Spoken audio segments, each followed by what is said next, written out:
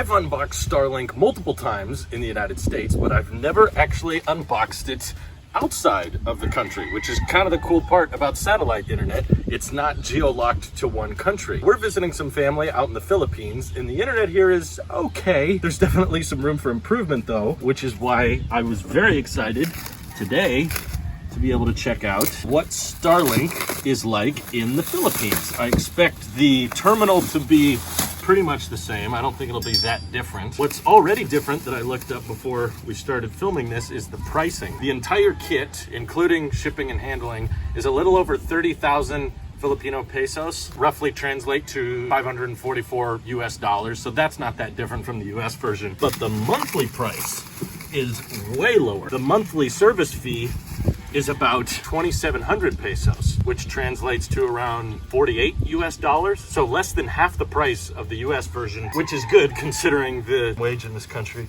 Let's open her up here and see how it looks. Ooh, okay. Cardboard right off the bat. And there we go. Ooh, this one looks pretty gray. There's our little stand. So that's made of metal, that's nice. And then this is our self-mounting mechanism. This will position itself as soon as we get it plugged in. This comes with little stickers. Are those cats or bombs? I don't know. But how come the sticker is still a circle, Elon? The dish is square. Rectangular. It's rectangular. That should not be there. Okay, but what I love about StarLink is the fact that whether you open it in the US or in the Philippines, the instructions don't change. There's no words. Ignore that part. Plug it in, you give it power, you connect to it on your phone, and that's it.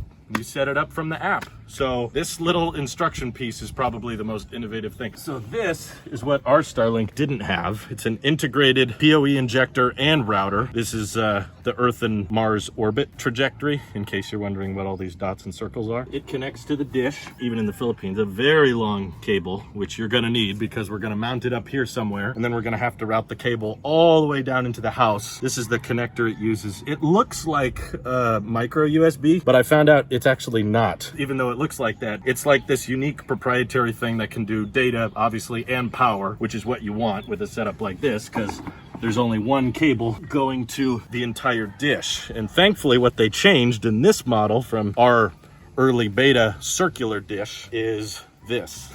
You can't do that on our circular one. The cable was hardwired, stuck into the stand, but thankfully with this one, you can unplug that so you can mount the dish wherever you need to go, and then you can route the cable from the roof or from inside, whichever one is more comfortable for you. And then when you're ready to plug in, you just pull it off the stand like that, and then slide it in like that. Now it's connected. That provides enough power for this to self-position. You don't have to be a certified technician. I'm just a guy, and I can give this power and it will figure out the most optimum way to point towards the low Earth orbit satellites that are flying by. We'll see what kind of speeds we can get. First impressions are very good.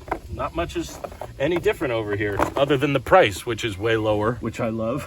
But yeah, just keep in mind, this part you don't want to touch, and you also don't want to try to move it around yourself. That can wear out the actuators and motors. It may look like there's a thin piece of paper or something on the front because of the texture they put on there. It's not. It's just right out of the box. This is how it's supposed to look. There's nothing to peel off, so don't go breaking your hardware just because you think there's something cooler underneath. That's the way it looks. But I think it looks pretty cool. So it's got some cardboard shavings on it. It's been in transit for a long time, I think. It's a cool looking router, fairly futuristic. Okay, let's get her plugged in.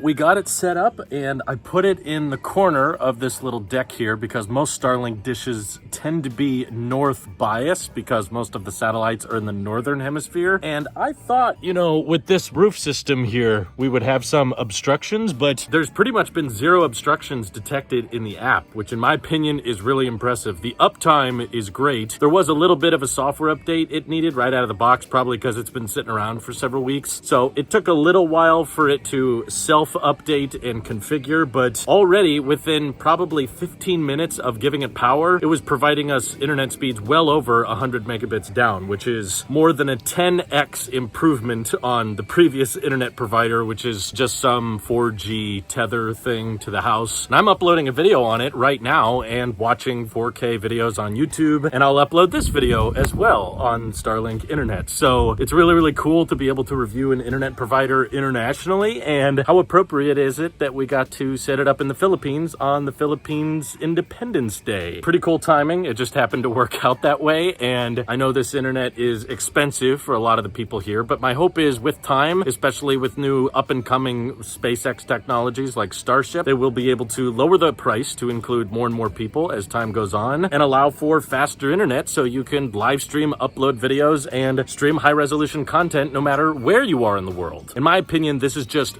the coolest thing SpaceX is doing. Access to internet is access to education, knowledge, and keeping in touch with loved ones and hated ones. We all use Twitter here, come on. But it's an important part of our history, and I'm glad that we have access to much faster internet here now. So thank you, SpaceX, and thank you guys for watching, and everybody for supporting this channel directly. It seriously helps us out a ton, as does just watching these videos. So thanks again. This is your SpaceX sheep here, and I'll see you all in the next one.